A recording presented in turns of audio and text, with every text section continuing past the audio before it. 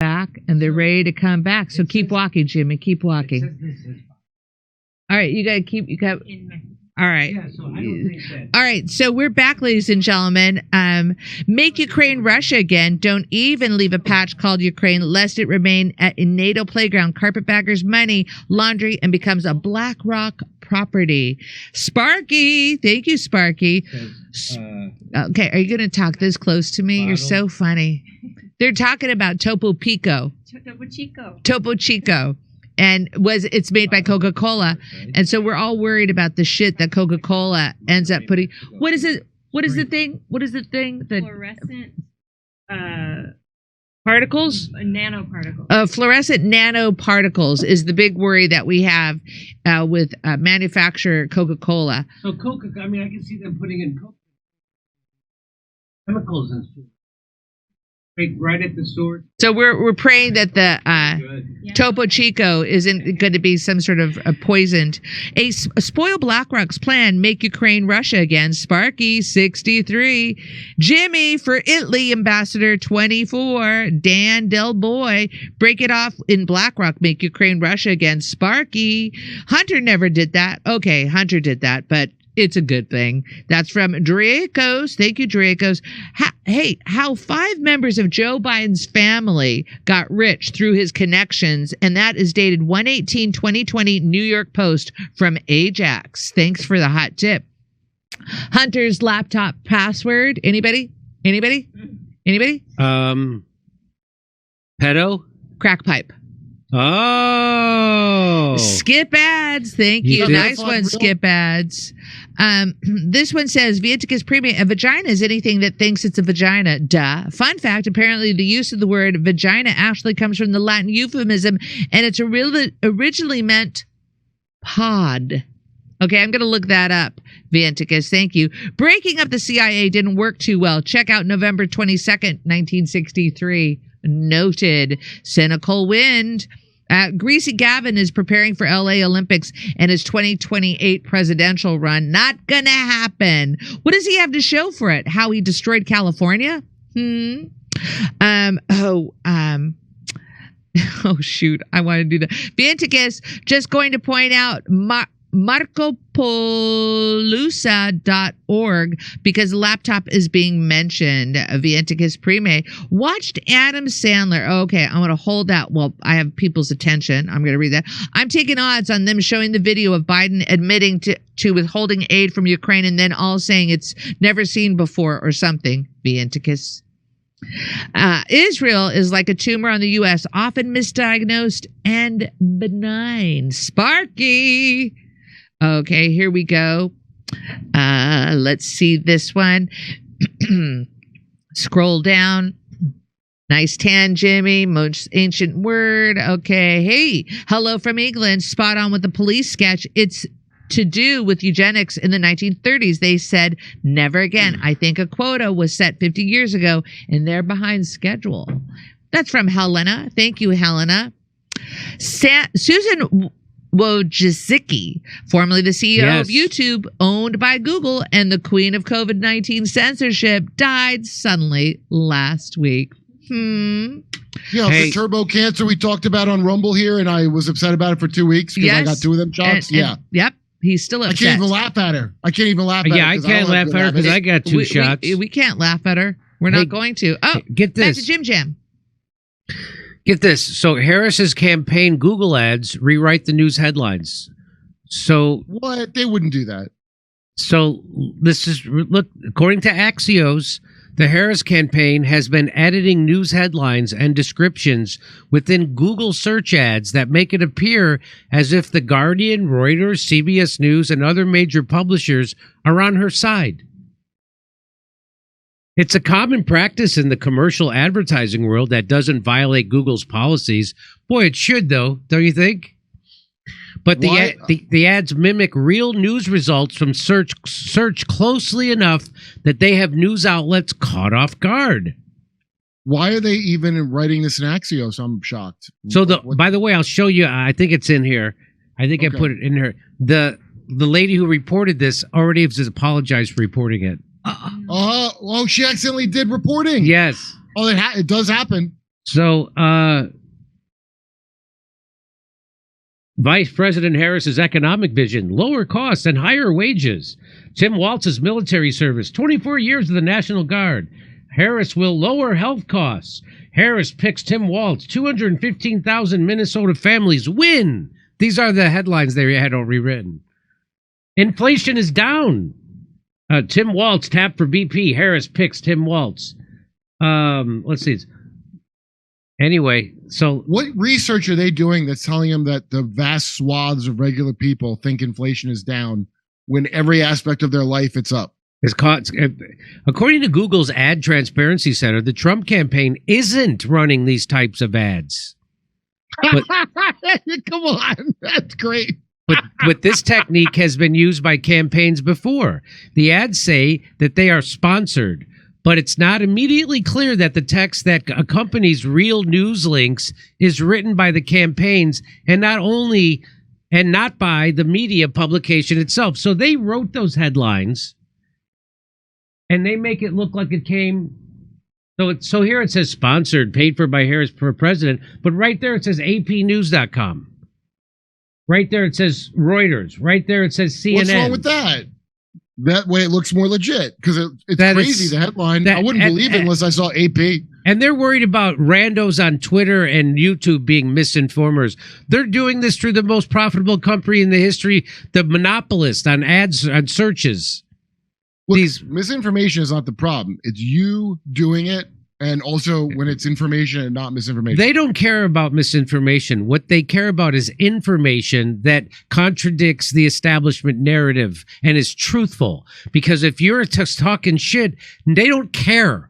They only care about the truth. And that's what we find out about. I found that out around the Iraq War. Then I found that out around the Libya War. Then I found that out around Afghanistan War. And I certainly found it out during the Syrian War. I found that out when Hillary Clinton rigged the primary. I found that out during Russiagate. I found that out during Ukraine War. I found that out certainly during COVID. They weren't afraid of misinformation because they were spewing misinformation constantly.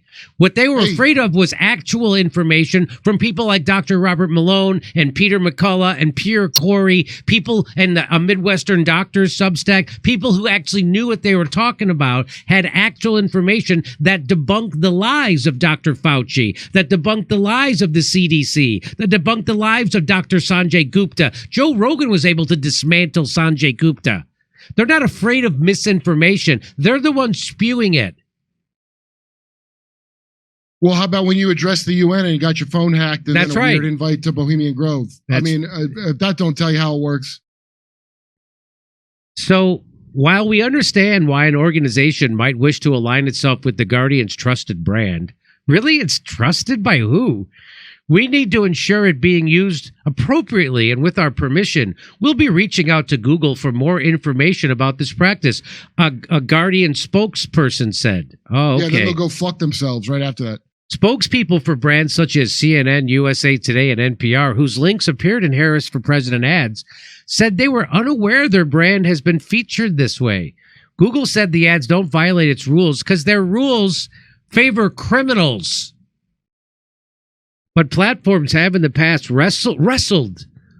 Really? Did you get him in a headlock? Was it a full Oh, I got you in a full Nelson over whether this type of format can spread misinformation. Oh, have you? Have you wrestled with it? You got, oh my God, I got in a rear naked choke thinking about whether this could lead to misinformation. I got pile drived on that one. Oh boy, talk about it. Facebook, I haven't been pile drived since I went to the Dore Alley Festival. Anyway, Facebook banned the ability for advertisers to edit text from instant article news links in their ads since 2017. Citing its continuing efforts to fool people who turn to Google for news. Oh, I'm sorry, that's not what they said. Continuing efforts to stop the spread of misinformation. And how does that? So Google argues that because ads on search are prominently labeled as sponsored, they're easily distinguishable from search results. Really? This is to trick old people. That's what this is for. Old people that don't see that. So here it is. That's what they're talking about. Yeah. Sponsored. Paid for by Harris for president. And here it is, CNN.com. Who is Kamala Harris? She's fantastic. So here's the Guardian.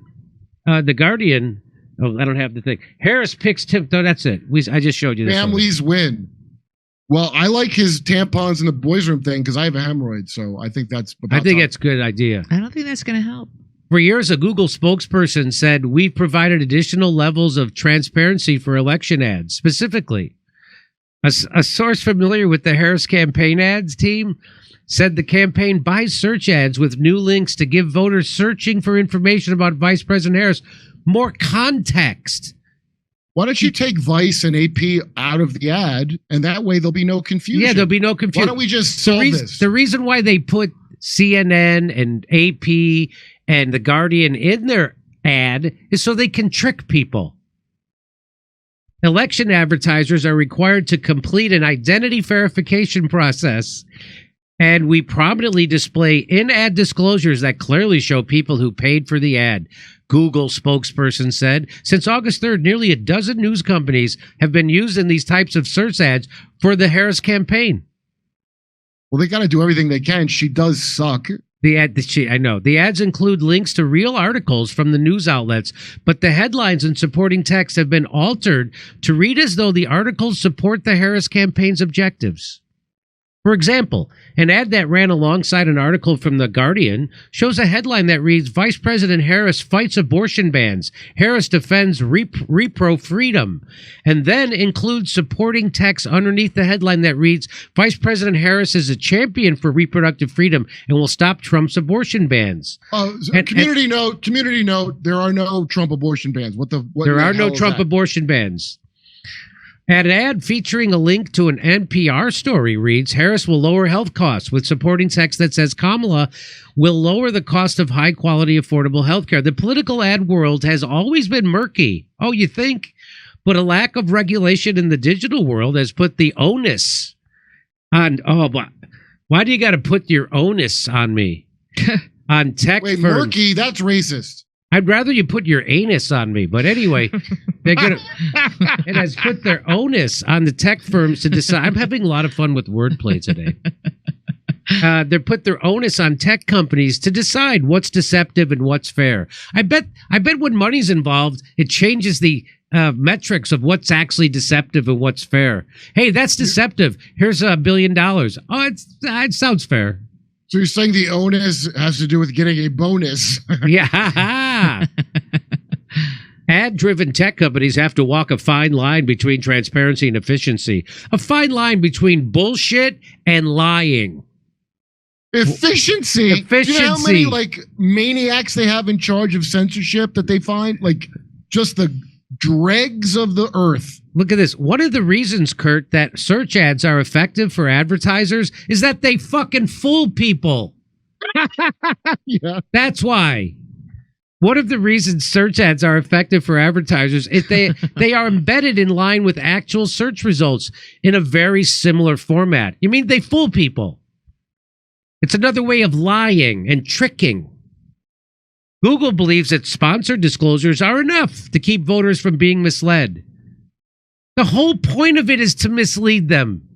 That's the whole point of Kamala Harris doing that, is to mislead them. But media companies whose brands are being associated with political messages and in unexpected ways may feel differently. Oh. You think? They're not even involving them in the plot? They're not. That's hilarious. Kamala won't talk to the press, relies on high-tech gimmickry, and the manufacture of online vibes. Rulers are running a virtual campaign on behalf of a virtual candidate. She's our own Juan Guaido, not a real office holder, but plays one on the internet. Jimmy, did you just fall out of the coconut tree? Tee-hee-hee. So here's the lady, Kurt. Her name is Sarah Fisher. She tweeted this out. Harris' campaign has been editing news headlines and descriptions in search ads that make it appear as if major outlets support her. So then she retweets this and says, Harris' campaign doing nothing wrong. And Google, which is pretty strict about banning spammy ads, doesn't see it as consumer harm. News outlets just collateral damage in this weird ads tactic. So she collateral reports. damage. What in the shit? So this woman reports the story and immediately apologizes for reporting it because I bet she got some pushback and a promotion was at risk at her job. Wait, but she's like, "Hey, I'm sorry, I was just collateral damage, and it's no big deal." So Glenn Greenwald, an actual journalist, catches it and says, "I was shocked yesterday when I saw Axios publish an investigation reflecting negatively on Kamala's campaign." Me too. But as soon as the reporter, Sarah Fisher, was attacked for doing it, she immediately denigrated her own scoop, saying it was no big deal and Kamala did nothing wrong. Oh, that's a good category for the live show. Denigrate your scoop. We should do that. Next up on Guardian has to smash their own computers on behalf of MI6 after reporting. Now it's time for Denigrating Your Scoop with Sarah Fisher. Denigrate that scoop.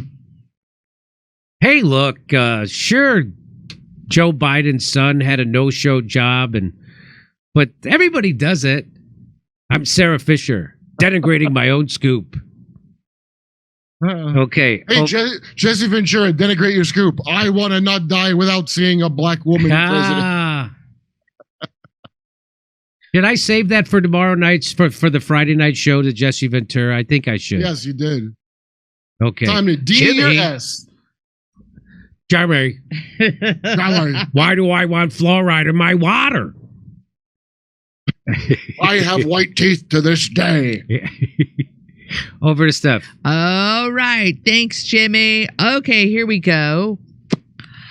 I read that about Susan. James Bond. I don't care if you're an Islamist, Zionist, racist, fascist, Semitist, typist, suffering from any kind of ism at all. All isms are equal, but some isms are more equal than others.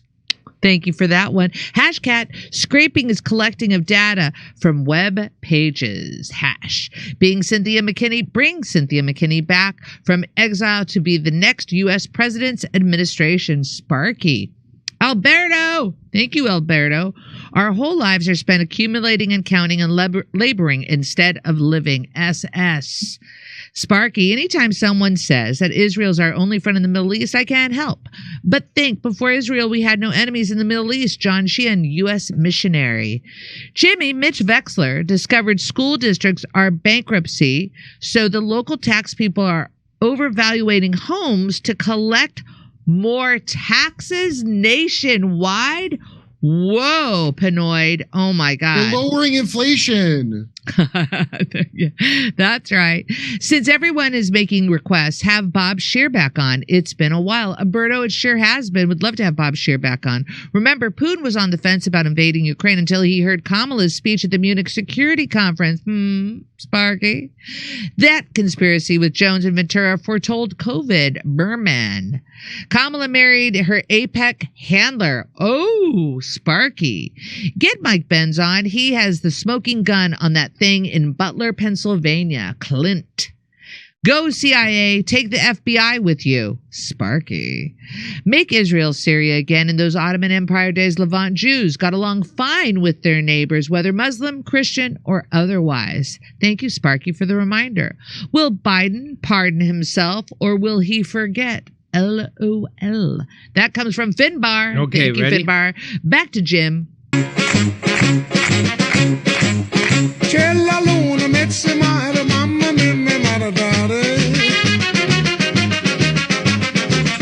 Figli mia, cutterare, mamma mia, pensaccia tu. Sitte non...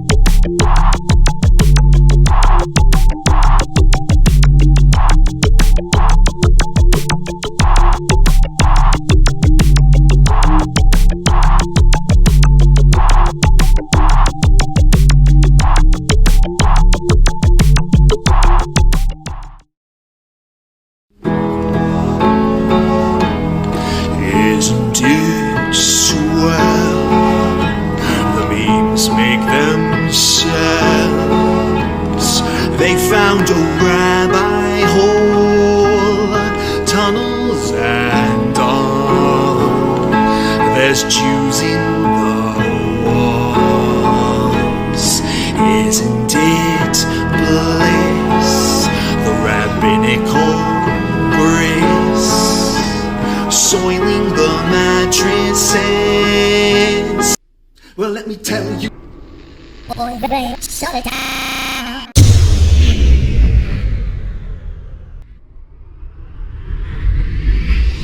If I were Rabbi Shmuley and diddle diddle diddle digga digga diddle diddle dum, all day long I'd diddle little bums. If I were a Shmuley man, I'd peddle all my dildos, dreidel dildos, selling dildos with my daughter and her mum.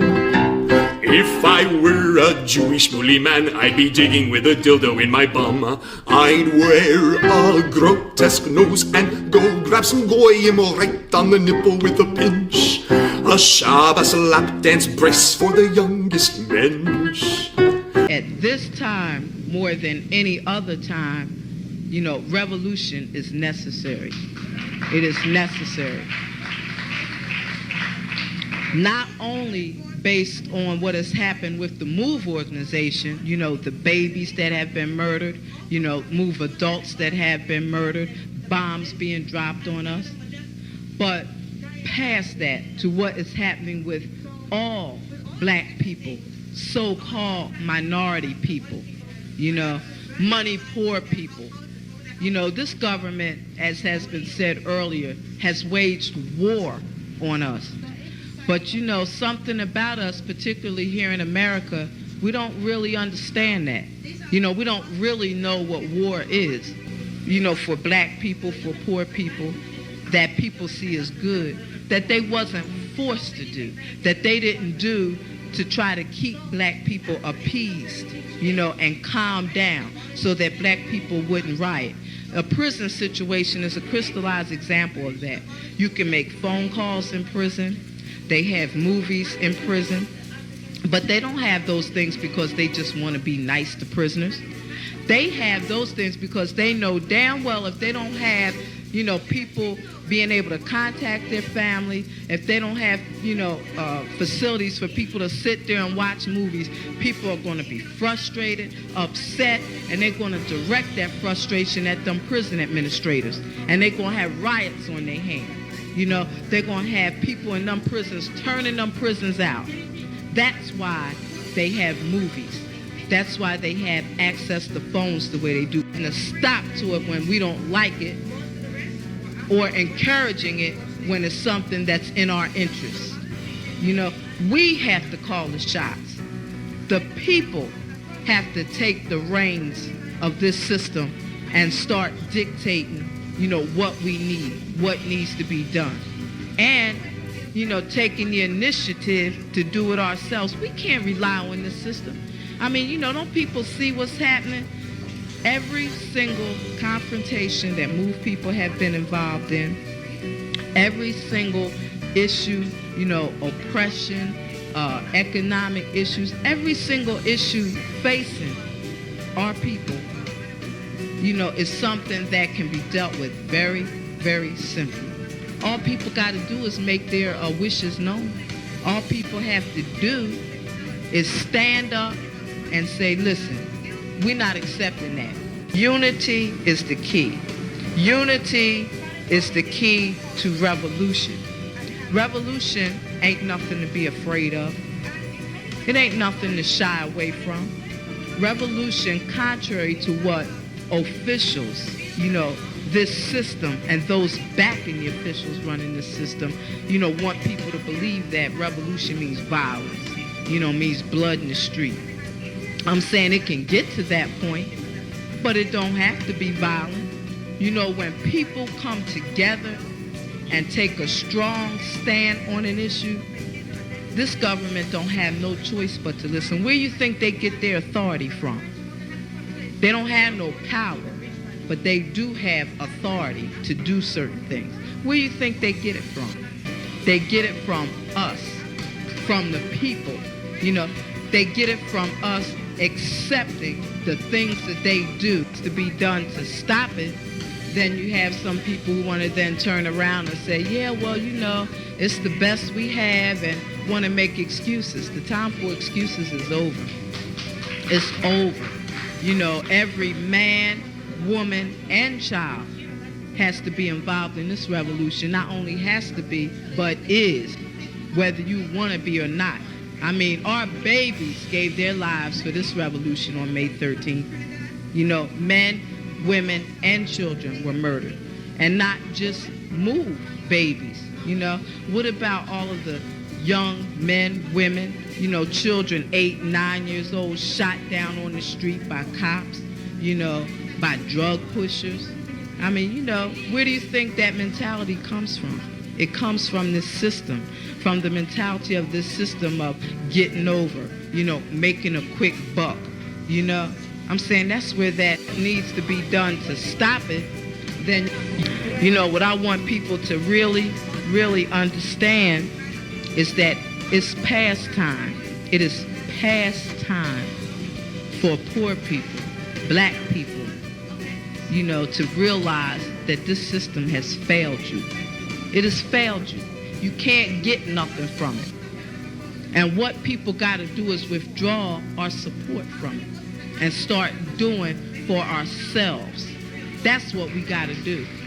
You know, how long are people going to sit back and beg, you know, this government to do what's right when for hundreds of years all you've gotten is a slap in the face? All you've gotten is this government kicking your ass. That's all. That's all black people have ever gotten from this government.